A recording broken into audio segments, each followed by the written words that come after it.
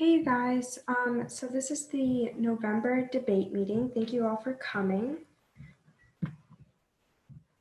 So for everyone that's here, if you can scan the QR code and type in your name so we know that you attended.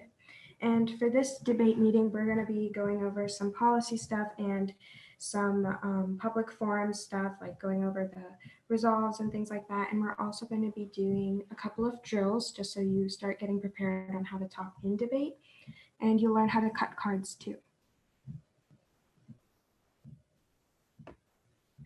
So for policy debate this year, on the next slide, you're going to see a QR code. And if you plan on doing policy this year, then please fill out the QR code just so we know who's going to participate and how we can set up partners. Because if we don't have more than 4 people participating, then I don't really think we can have like a team.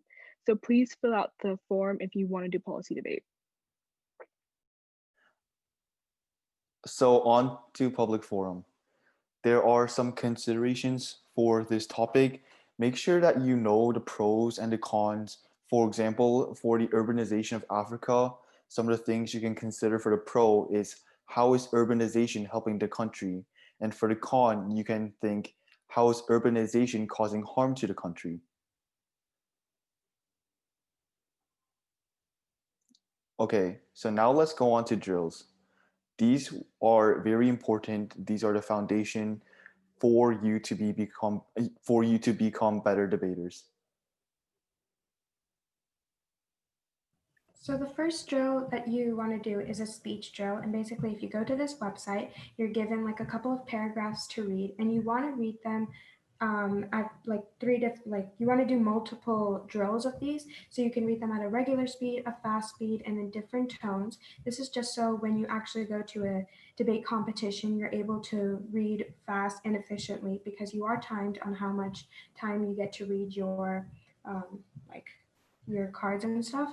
So if you do these tests, like you start, you read, and then you press the stop button at the bottom of the page, then you're able to see how many words per minute and things like that, just so you can become more efficient at reading without tripping over your words and things like that.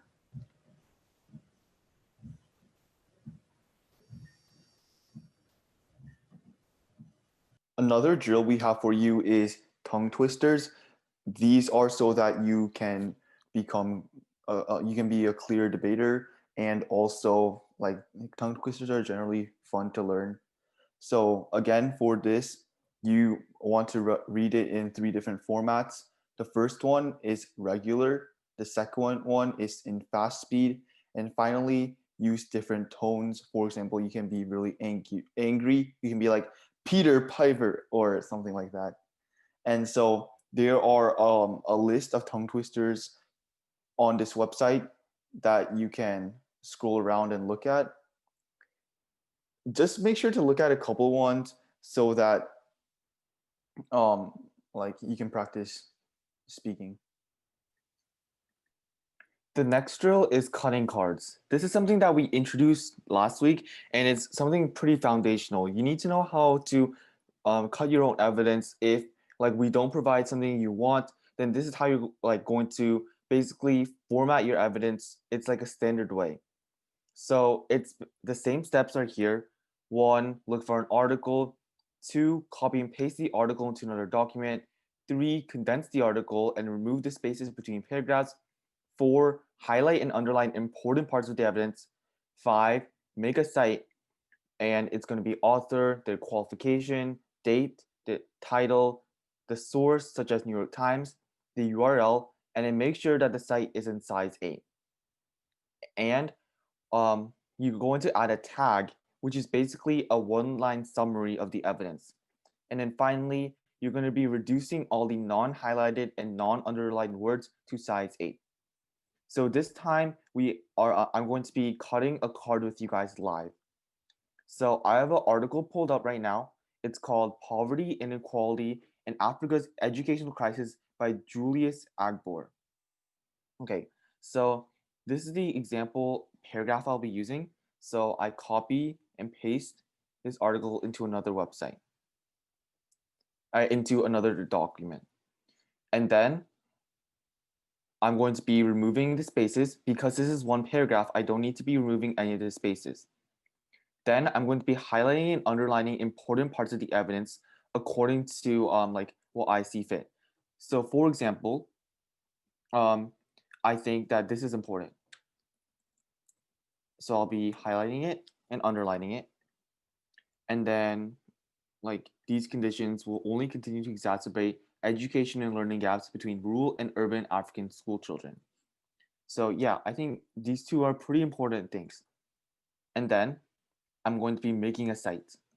So this is like pretty hard to memorize, and so you don't have to, but first of all is the author. So the author is Julius Agbor. The qualifications you can find by opening up the author's page. So it seems that Julius Agbor was a research fellow at the Africa Growth Initiative in Global Economy and Development Program. So copy that in and then put that in.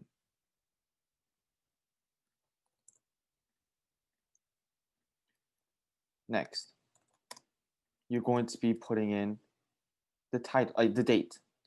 So it's September 26, 2012.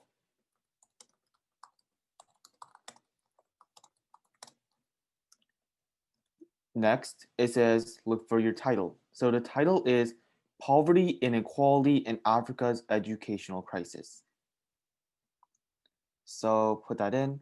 The title was white, so that's why you don't see it. But as you can see, it turns you can turn it to black easily. And don't forget to put them in quotes because it's the title of an article, and that's like how debaters go and like they put quotes around titles. And then it's the source. So it looks like the source is from the Brookings Institute. So we put Brookings. And then finally, you're going to be putting in the URL. So right here, we copy the URL in. So once you have all of this, you want to make it size 8 because it's not the most important part of your evidence, but it's something that's supplementary. The next step is to make a tag. So a tag is supposed to be summarizing your evidence. So this is also sort of opinionated and you want to bold this. And I think is that it means like Africa's educational crisis affects rural communities. And it's by Agbor, the author's last name, and it's read in 2012. So the tag is Africa's educational crisis affects rural communities, Agbor 2012. Now the final step is reduce all non-highlighted and non-underlined words to size 8. So the reason why you do this is because the highlighted and underlined words are the most important parts of the evidence, and these are like supplementary information that you can still see, but it's not as important. So those are the steps to cutting a card.